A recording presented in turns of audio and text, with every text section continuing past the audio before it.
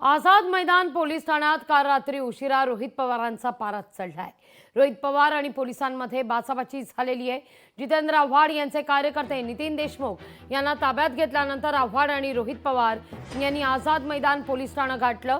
त्या ठिकाणी पोलिसांच्या कृत्यांवर रोहित पवार संतापले आहेत। आवाज खाली आणि हात वर केला तर सांगतोय तुम्हाला, शहाणपणा करू नका। बोलता येत नसेल तर बोलायचं नाही, कळलं का? चला बाहेर तुम्ही तिथं।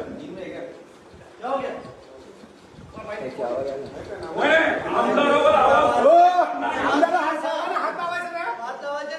हात लावायचं नाही। शांत का? पोलिसांना सहकार्य केलं, पोलिसांनी नीट वागले। गोखले साहेब नीट वागलं पाहिजे, नीट बोललं पाहिजे ना। हातवारे करू नका, हात लावायचं नाही असं वाटतंय काय? आपण एक प्रतिनिधीबरोबर कसं बोलतोय हे तर कळायला पाहिजे।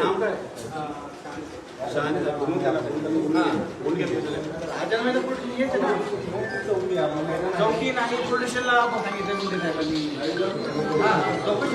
आमदारला आणलं जाते आणि त्याची असणारी दखल घेतली जात नाही काय?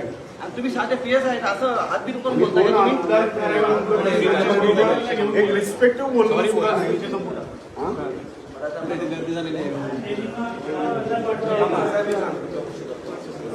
आम्हाला इथे आहोत ना, आम्ही इथे बसून घेतो।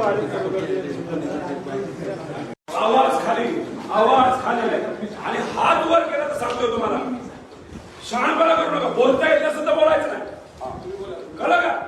चला बाहेर तुम्ही। लोकशाही मराठी ऐका, पहा, जागरूक रहा।